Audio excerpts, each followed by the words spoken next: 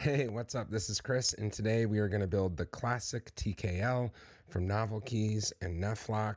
This has been teased for a little bit. It's pretty exciting. It's like a throwback, but it's modern, and we're going to have some fun with it. So we were lucky enough to get the Proto Yellow.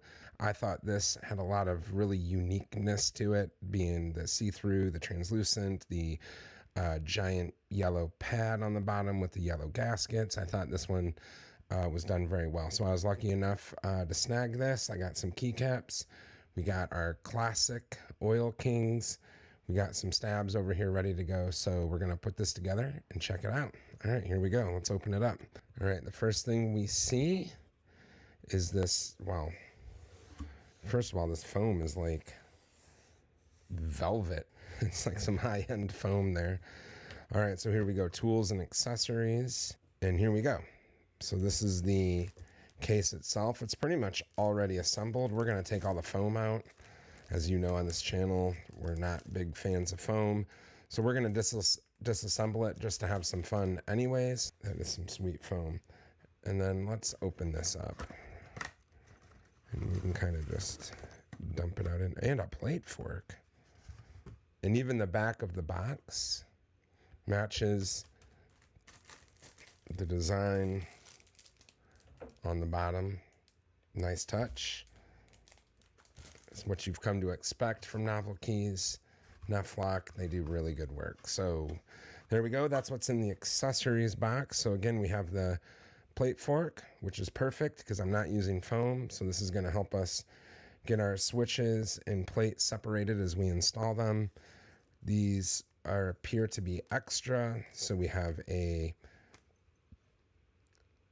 hex key in there, and then we have these really cool gasket socks and like some extra screws. We'll set those over here. And then we have a USB cable, yellow, matching. You gotta love that. Since we run all our boards in wired mode, more or less, this is a welcome addition. Oh, and it's such a cool rubberized material to it that matches the rubber of the... Oh, that's nice. Decently heavy. I mean, you know, this all being plastic, I bet that rubber is doing...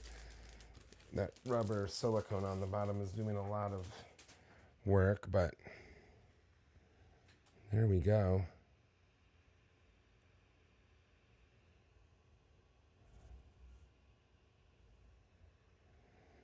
And then, of course, let's flip it over. I mean, the best part, let's get that. It's got that really cool design to it. And then in that side, NovelKeys.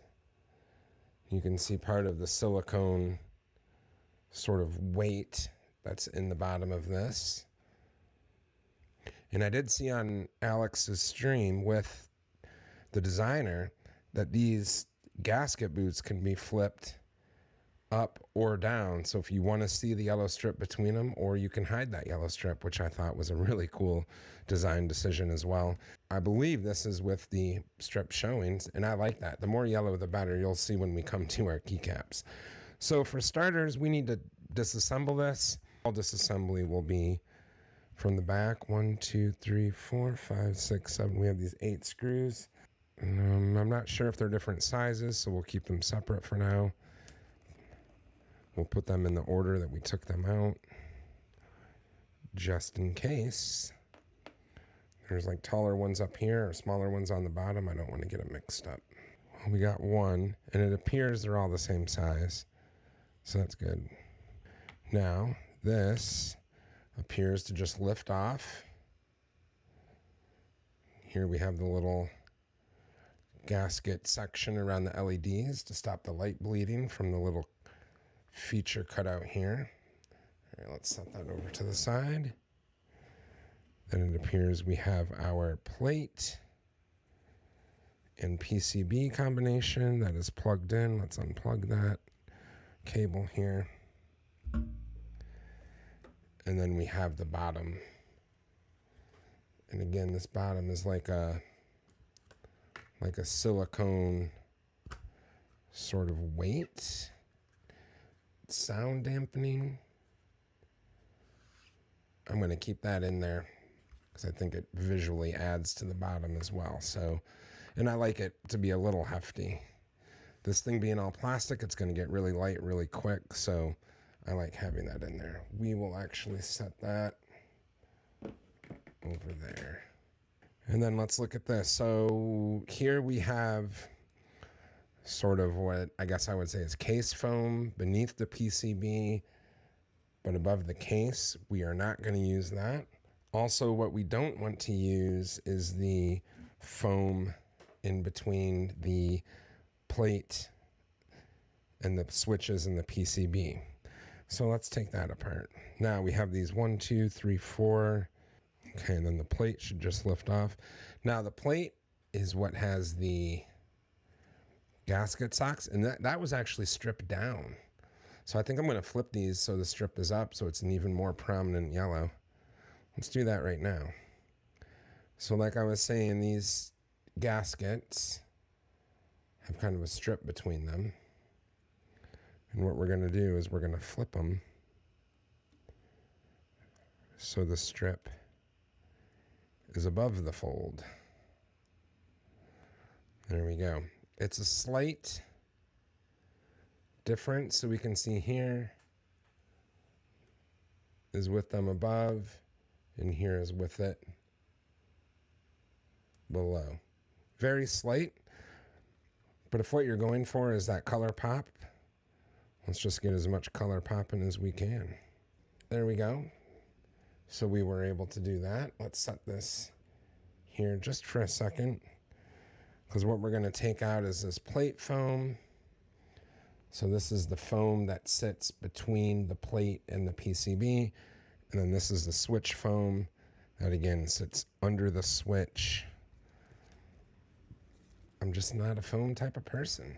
It kind of sucks all the character out of all the sound.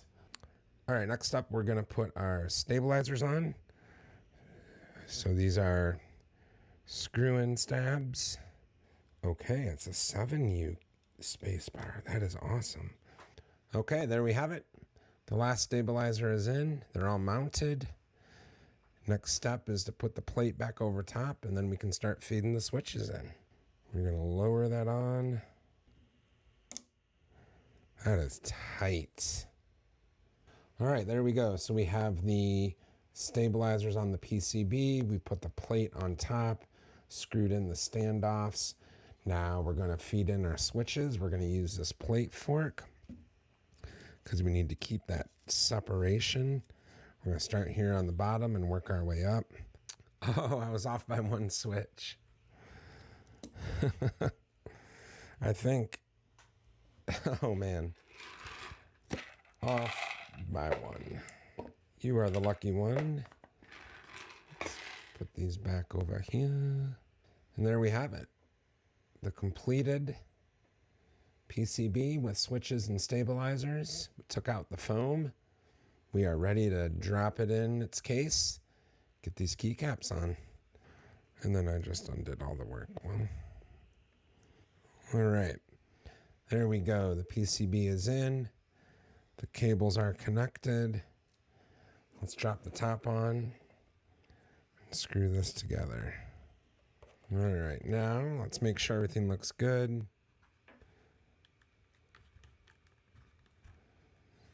Perfect. So I wanted to get something to complement this, but it wasn't Sarica or FRTO.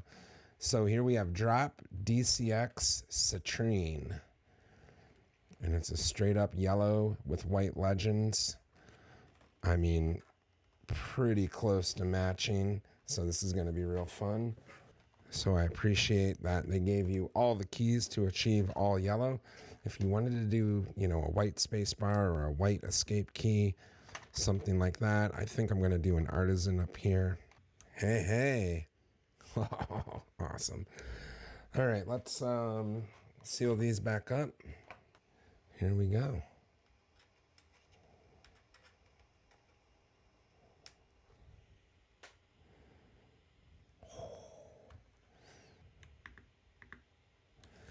Okay, there. That's solid color. Now I think, oh, There it is, just yellow. The function space turns everything on or off. Oh, you know what? Let's do that. Function space. Final thing I want to do is a sound test. So for that, I'm going to move the mic over the keyboard and we're going to test this out. I'm very excited.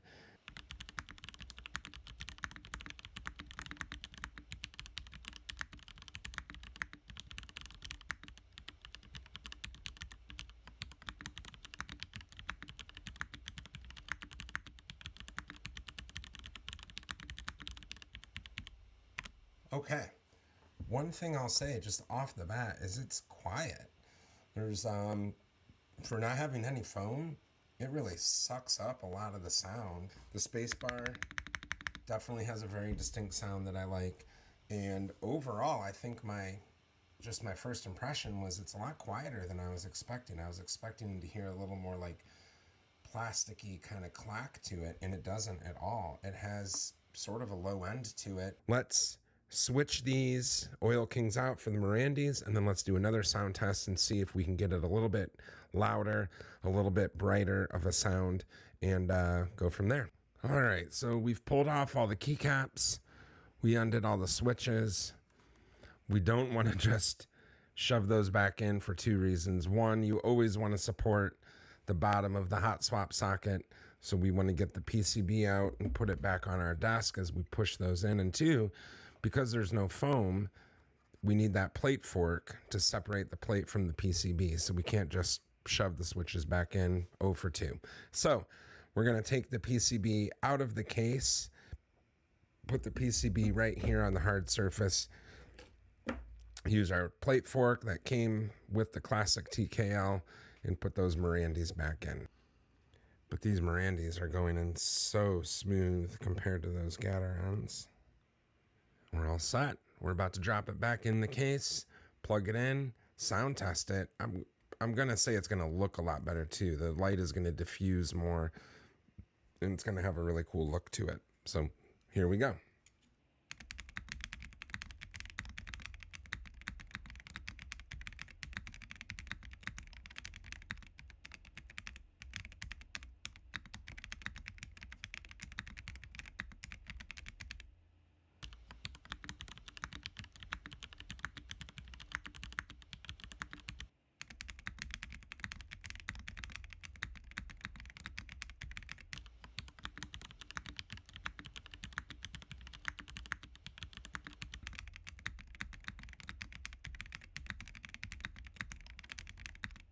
There you go. So we'll put those two sound tests back to back. Do you like the Oil Kings? Do you like the Morandis?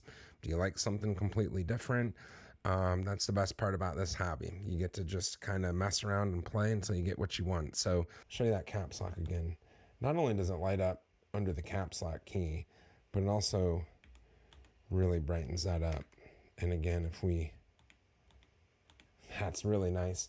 A lot of attention to detail put into the aspect of the lighting instead of just being more of an afterthought, like, oh, there's lights. This was really fun. I'm always excited for something new, something potentially a little bit game-changing. Having this board for $89 was definitely game-changing. It is very well made. The touches with the color and the gasket socks with the reversible strip, the light up here, everything is just that much extra. It makes you feel like you're getting a real custom board for $89. All right, thank you for coming along for the ride. We had to take it apart to build it back up.